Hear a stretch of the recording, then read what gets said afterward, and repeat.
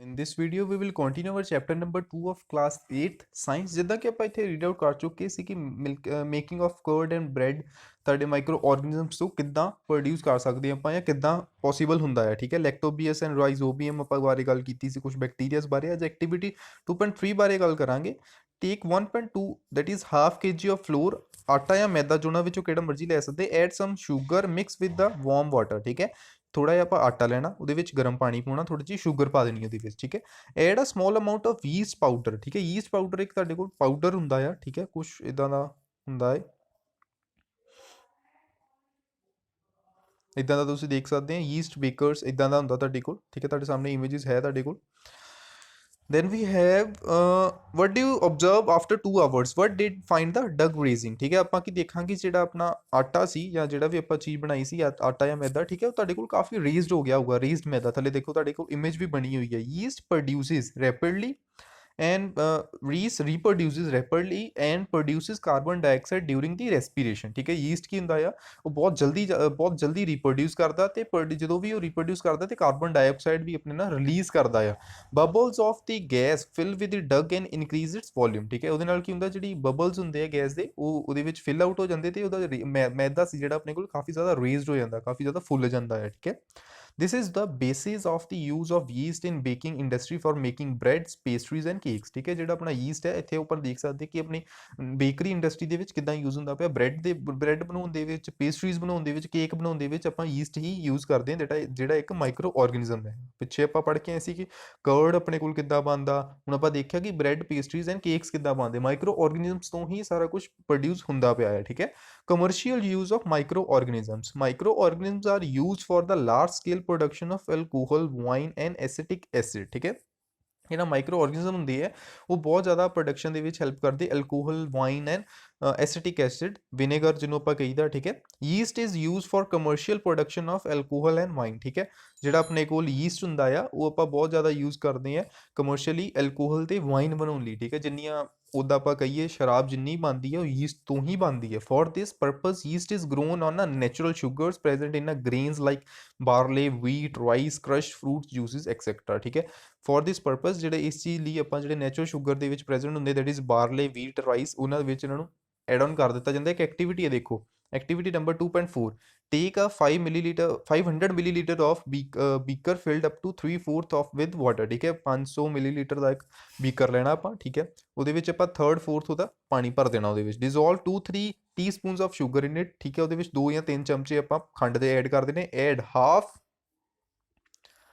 Spoon of yeast powder to the sugar solution. ਠੀਕ ਹੈ, ਉਹਦੇ ਵਿੱਚ ਆਪਾਂ ਥੋੜਾ ਜਿਹਾ ਯੀਸਟ ਪਾਊਡਰ ਪਾ ਦੇਣਾ ਆ। ਠੀਕ ਹੈ, keep it covered in a warm place for 4 to 5 hours. ਉਹਨੂੰ ਆਪਾਂ ਇੱਕ ਵਾਰਮ ਪਲੇਸ ਦੇ ਵਿੱਚ ਰੱਖ ਦੇਣਾ, ਮਿੱਟੀ ਦੇ ਵਿੱਚ ਵੀ ਦੱਬ ਸਕਦੇ ਆ। ਤੁਸੀਂ ਦੇਖਿਆ ਹੋਣਾ ਕਿ ਜਿਹੜੀਆਂ ਘਰ ਦੀ ਸ਼ਰਾਬ ਕੱਢਦੇ ਹੁੰਦੇ ਆ ਉਹ ਇਦਾਂ ਹੀ ਕਰਦੇ ਹੁੰਦੇ ਆ, ਗੁੜ ਵਗੈਰਾ ਨੂੰ ਲੈ ਕੇ ਉਹਦੇ ਵਿੱਚ ਥੋੜਾ ਈਸਟ ਪਾ ਦਿਓ ਜਾਂ ਮਤਲਬ ਮਿੱਟੀ ਦੇ ਥੱਲੇ ਦੱਬ ਦਿਓ, ਤੁਹਾਡੀ ਸ਼ੂਗਰ ਹੈ ਜਿਹੜੀ ਉਹ ਸਿੰਪਲੀ ਅਲਕੋਹਲ ਦੇ ਵਿੱਚ ਕਨਵਰਟ ਹੋਣੀ ਸਟਾਰਟ ਹੋ ਜਾਣੀ ਹੈ। This is the smell of alcohol as sugar has been converted into alcohol by East.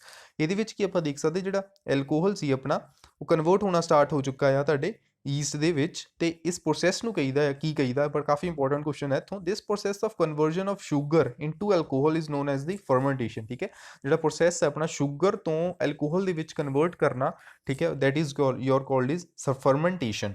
Medicinal use of micro organism, ਹੁਣ ਜ਼ਰੂਰੀ ਨਹੀਂ ਹੈ ਕਿ ਆਪਾਂ ਖਾਣੇ ਦੇ ਵਿੱਚ ਹੀ ਮਾਈਕਰੋ ਆਰਗੇਨਿਜ਼ਮਸ ਨੂੰ ਯੂਜ਼ ਕਰਦੇ ਪਏ, ਆਪਾਂ ਮੈਡੀਸਿਨਲ ਵੀ ਯੂਜ਼ ਕਰਦੇ ਪਏ। ਕਿੱਦਾਂ, whenever you fall ill the doctor may give you some antibiotic tablets, capsule or injection such as of penicillin। ਠੀਕ ਹੈ, ਕੋਈ ਵੀ ਤੁਸੀਂ ਬਿਮਾਰ ਹੋ ਜਾਓ ਜਾਂ ਤੁਹਾਨੂੰ ਕੋਈ ਵੀ ਪ੍ਰੋਬਲਮ ਹੋ ਜਾਵੇ, ਤੁਹਾਨੂੰ ਐਂਟੀਬਾਇਓਟਿਕਸ ਦੇ ਦਿੱਤੇ ਜਾਂਦੇ ਡਾਕਟਰ ਦੁਆਰਾ। The source of these medicines is micro organism. ਜਿਹੜੇ ਇਹ ਜਿੰਨੇ ਵੀ ਆਪਣੇ ਕੋਲ ਐਂਟੀਬਾਇਓਟਿਕਸ ਜਾਂ ਐਂਟੀਬਾਇਓਟਿਕਸ ਆਪਾਂ ਬਿਮਾਰ ਹੋਤੇ ਯੂਜ਼ ਕਰੀਦੇ ਆ, ਸਾਰੇ ਇਹਨਾਂ ਦਾ ਸੋਰਸ ਕੀ ਹੈ, ਮਾਈਕਰੋ ਆਰਗੇਨਿਜ਼ਮ ਹੈ। ਮਾਈਕਰੋ ਆਰਗੇਨਿਜ਼ਮਸ ਤੋਂ ਹੀ ਬਣਦੇ ਹੈ।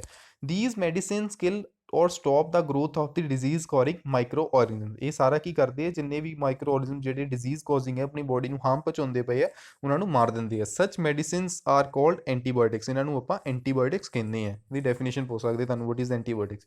these days a number of antibiotics are being produced from bacteria, fungi, streptomycin, tetracycline and erythromycin are some of the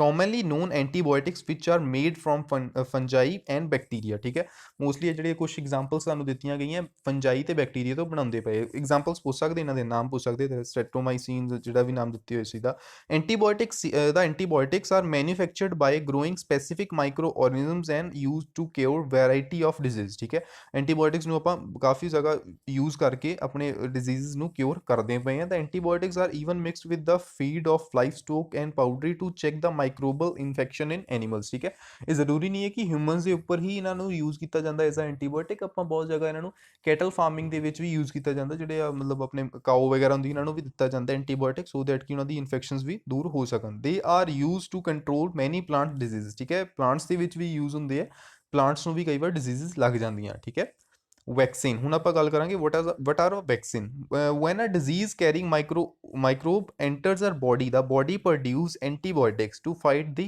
invader ਠੀਕ ਹੈ ਜਦੋਂ ਵੀ ਬੋਡੀ ਦੇ ਵਿੱਚ ਆਪਣੇ ਕੋਲ ਕੋਈ ਵੀ ਡਿਜ਼ੀਜ਼ ਕਾਜ਼ਿੰਗ ਮਾਈਕਰੋ ਆਰਗੇਨਿਜ਼ਮ ਆਪਣੀ ਬੋਡੀ ਦੇ ਵਿੱਚ ਐਂਟਰ ਕਰ ਜਾਂਦਾ ਹੈ ਠੀਕ ਹੈ ਜਿਹਦੇ ਨਾਲ ਆਪਾਂ ਨੂੰ ਬਿਮਾਰੀ ਲੱਗ ਸਕਦੀ ਉਦਾਂ ਦਾ ਮਾਈਕਰੋ ਆਰਗੇਨਿਜ਼ਮ ਆਪਣੀ ਬੋਡੀ ਦੇ ਵਿੱਚ ਐਂਟਰ ਕਰ ਜਾਂਦਾ ਤੇ ਆਪਣੀ ਬੋਡੀ ਹੈ ਜਿਹੜੀ ਐਂਟੀਬਾਇਓਟਿਕ ਪ੍ਰੋਡਿਊਸ ਕਰਦੀ ਹੈ the body also remember how to fight the microbe if he enters again ਤੇ ਬੋਡੀ ਨੂੰ ਇਹ ਵੀ ਯਾਦ ਰਹਿੰਦਾ ਹੁੰਦਾ ਕਿ ਜਦੋਂ ਨੈਕਸਟ ਟਾਈਮ ਆਊਗਾ ਤੇ ਮੈਂ ਇਹਨਾਂ ਪਿਛਲੀ ਵਾਰ ਕਿੱਦਾਂ ਟੈਕਲ ਕੀਤਾ ਸੀ ਉਹਨੂੰ ਯਾਦ ਰਹਿੰਦਾ ਹੁੰਦਾ ਠੀਕ ਹੈ if dead and weakened microbes are introduced into a healthy body the body fight and kills the invading bacteria by producing suitable antibiotics ਠੀਕ ਹੈ ਆਪਣੀ ਬੋਡੀ ਹੈ ਜਿਹੜੀ ਉਹ ਅਗਰ ਆਪਣੀ ਬੋਡੀ ਦੇ ਵਿੱਚ ਕੋਈ ਵੀ ਡਿਜ਼ੀਜ਼ ਕਾਜ਼ਿੰਗ ਮਾਈਕਰੋ ਆਰਗੇਨਿਜ਼ਮ ਆ ਜਾਂਦਾ ਆ ਤੇ ਆਪਣੀ ਬੋਡੀ ਹੈ simply antibiotic create ਕਰਕੇ ਉਹਨੂੰ ਮਾਰ ਦਿੰਦੀ ਹੈ ਠੀਕ ਹੈ the antibiotics remain in the body and we are protected from the diseases causing microbes for ever ਠੀਕ ਹੈ ਤੇ ਬੋਡੀ ਜਦੋਂ ਉਹ ਜਿਹੜਾ ਐਂਟੀਬਾਇਓਟਿਕ ਨੂੰ ਰਿਲੀਜ਼ ਕੀਤਾ ਹੁੰਦਾ ਆਪਣੀ ਬੋਡੀ ਦੇ ਵਿੱਚ ਹੀ ਰਹਿੰਦਾ ਆ ਠੀਕ ਹੈ ਇਸੇ ਕਰਕੇ ਕਹਿੰਦੇ ਹੁੰਦੇ ਜਿਹੜੀ ਸਮਾਲ ਚਿਕਨ ਪੌਕਸ ਕੀ ਹੁੰਦੀ ਜਿਹਨੂੰ ਆਪਾਂ ਮਾਤਾ ਕਹੀਦਾ ਆ ਉਹ ਇੱਕੋ ਵਾਰੀ ਨਿਕਲਦੀ ਹੁੰਦੀ ਲਾਈਫ ਟਾਈਮ ਦੇ ਵਿੱਚ ਕਿਉਂ ਕਿਉਂਕਿ ਜਦੋਂ ਇੱਕ ਟਾਈਮ ਉਹ ਨਿਕਲਦੀ ਹੈ ਤੇ ਆਪਣੀ ਬੋਡੀ ਦੇ ਵਿੱਚ ਉਹ ਐਂਟੀਬਾਇਓਟਿਕ ਕ੍ਰੀਏਟ ਹੋ ਜਾਂਦਾ ਤੇ ਜਦੋਂ ਨੈਕਸਟ ਟਾਈਮ ਉਹ ਜਿਹੜਾ ਮਾਈਕਰੋ ਆਰਗੇਨਿਜ਼ਮ ਦੁਬਾਰਾ ਹੁੰਦਾ ਹੈ ਜਿਹਨੂੰ ਆਪਾਂ ਚਿਕਨ ਪੌਕਸ ਕਹੀਦਾ ਸਮਾਲ ਚਿਕਨ ਪੌਕਸ ਠੀਕ ਹੈ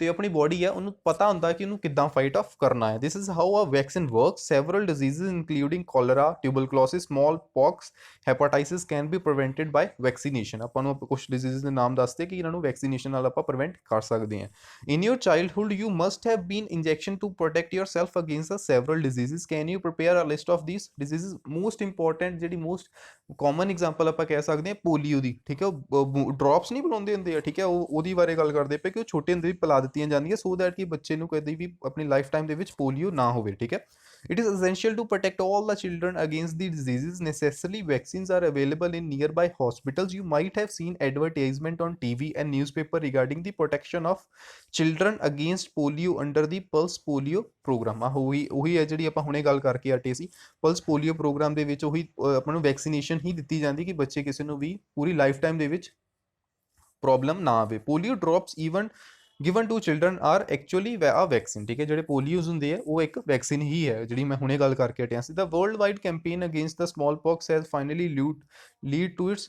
eradication from the most part of the world ਠੀਕ ਹੈ ਜਿਹੜੇ ਆਪਣੇ ਮੋਸਟ ਜਿਹੜੇ ਵਰਲਡ ਦੇ ਵਿੱਚ ਆਪਾਂ ਕੈਂਪੇਨ ਚਲਾਈ ਸੀ ਸਮਾਲ ਪੌਕਸ ਦੇ ਰਿਗਾਰਡਿੰਗ ਹੁਣ ਇਹਨੂੰ ਪੂਰੀ ਤਰ੍ਹਾਂ ਖਤਮ ਹੋ ਚੁੱਕੀ ਹੈ ਸਮਾਲ ਪੌਕਸ ਵੀ ਆਪਣੀ these days vaccines are made on the large scale from the microorganisms to protect humans and other animals from the several diseases ਹੁਣ ਅੱਜ ਕੱਲ੍ਹ ਦੇ ਦਿਨਾਂ ਦੇ ਵਿੱਚ ਬਹੁਤ ਸਾਰੇ ਡਿਜ਼ੀਜ਼ਸ ਬਹੁਤ ਸਾਰੇ ਵੈਕਸੀਨੇਸ਼ਨਸ ਬਣਾਏ ਜਾਂਦੇ ਆ ਐਨੀਮਲਸ ਤੇ ਹਿਊਮਨਸ ਨੂੰ ਡਿਜ਼ੀਜ਼ਸ ਤੋਂ ਪ੍ਰੋਟੈਕਟ ਕਰਨ ਲਈ ਓਕੇ ਥੈਂਕ ਯੂ ਆਪਾਂ ਨੈਕਸਟ ਵੀਡੀਓ ਦੇ ਵਿੱਚ ਇੱਥੋਂ ਹੀ ਕੰਟੀਨਿਊ ਕਰਾਂਗੇ ਇਹਦੇ ਰਿਗਾਰਡਿੰਗ ਅਸਾਈਨਮੈਂਟ ਅਪਲੋਡ ਕਰ ਦਿੱਤੀ ਜਾਊਗੀ